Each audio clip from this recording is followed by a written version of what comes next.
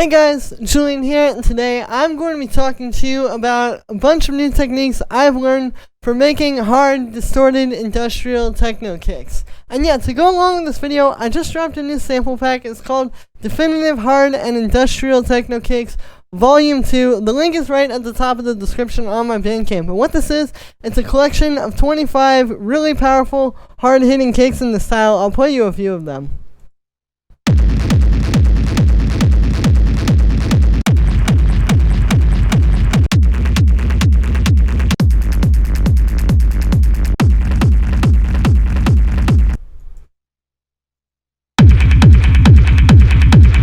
So yeah, as you can hear, these all have a really nice punch to them, really nice texture, and really good bass. With these, on each one, you get the full kick, as well as each of the individual layers. So you can really take these and tear them apart, learn from them, make your own kicks. And yeah, on top of that, you also get this new distorted hard kick rack that I just created. I'm going to be breaking this down in the video and kind of showing you some of the techniques using that kick rack. So if you want that and all the kicks, the link is at the top of the description. This really supports me, guys. If you enjoy all these videos, picking up these sample packs is a great way to show me your support, because I don't make a whole lot with just YouTube, but with these sample packs and different things, I'm able to keep going and keep bringing you guys new content every single day. And yeah, so this kick is what I'm going to be using to sort of show you all these techniques today.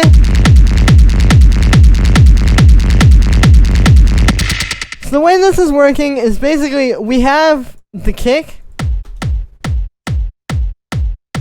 So you have to start with a kick kind of like this. You know, you want this big punchy kick. I'll play you like some of the ones from the pack.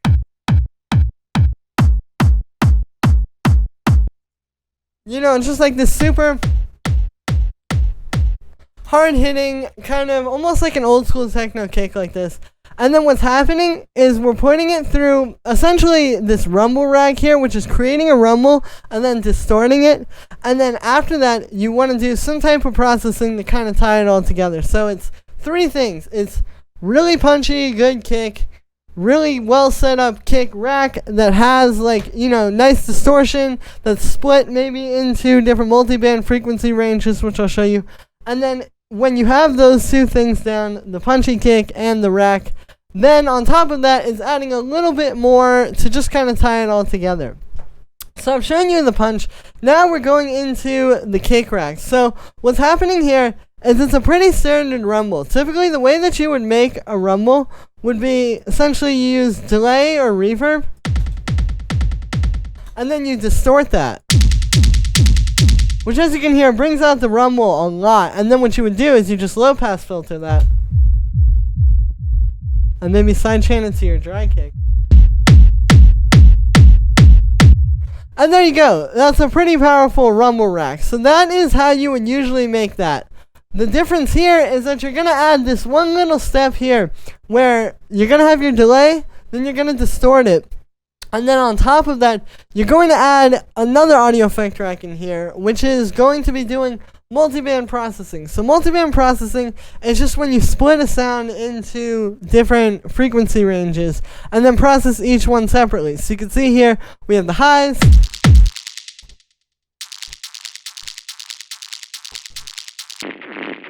the mids, and then the lows. And obviously, the best part about doing this is now we can kind of control them individually. And this is the secret to actually getting like really bassy kicks like this. Because like if we get rid of this and we try to like really distort it, see how like the low end, when you're just kind of processing every frequency range together, the low end gets kind of blown out. But when you do this multiband processing,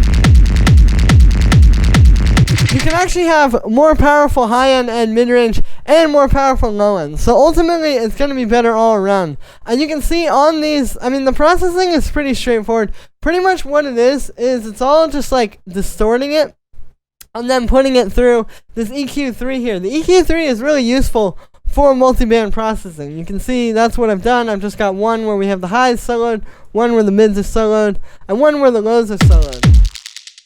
And yeah, so you can hear like, basically you're just hearing these three different distorted signals coming through. And that's what's creating the bass. And that's what's creating this big, oversaturated, super full sounding bass. Because it's literally 3 different distortions happening at once. And the secret here is you put all the processing and then the EQ3. So like on the highs, for example, we actually have a little bit of short reverb and then the distortion.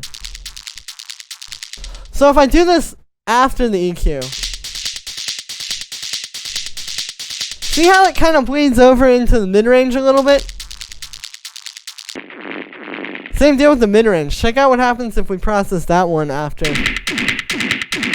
You know, same deal. It's just not going to sound as good if you put the EQ3 before these. So that's the thing. So then with the low end, you can see I just have the bass amp just to bring out the low end a little bit more. And yeah, so this is what that signal is going to sound like coming out of the rumble rack when you have just the rumble. And then you just layer that together with the kick. Because you have this chain, which just has a bit of saturation on it. You can see that the rumble is also going to be pretty quiet compared to the kick too, because this is a really loud sound. Keep in mind, it's those 3 distorted signals coming out of that audio effect rack that's splitting them. So,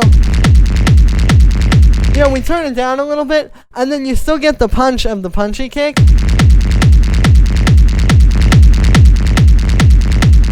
But without messing it up. And that's really what it comes down to. Again, like you can see, you know, after that, that's really most of the sound. Now, if I turn this stuff off, you can hear the kick just really isn't quite there, like in terms of just fullness. Because 2 things are happening. One, the low end and, you know, the mid-range and the low mid-range, all the like fat frequencies, quote unquote, just aren't quite as powerful as like the kind of crunchy highs and mid-range. But also, you're not really getting a lot of glue between the different layers here. You're just kind of hearing them play side by side. So that's where these processing elements come in, is that these are going to work sort of as like the glue to kind of glue it all together at the end. And you can hear right away, you know, like the drum bus just gives it that kind of like, it's filling in harmonics between each of the different layers, so you're kind of feeling everything get more together. And we also have the boom up a little bit on that, so that's bringing out a bit of low end. And then this EQ8 just gives it even more of a low end boost. To just really bring that out and focus it.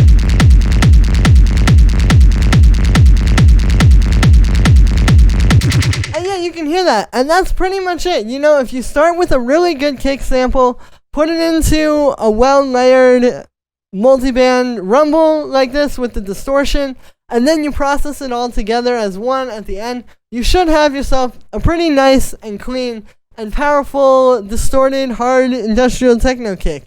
And yeah, so that is going to be it for this one, guys. I hope you enjoyed. As always, make sure to like this video as well as subscribe, and let me know what you think of this video in the comments. Like I said in the beginning, you can get my new pack, Definitive Hard Industrial Techno Kicks, Volume 2, right at the top of the description on my Bandcamp. And again, you get all these great kicks, 25 of them. They're all split into the full kick and the individual layers and the punch and all of that. Yeah, some of these even have like cool stereo stuff going on.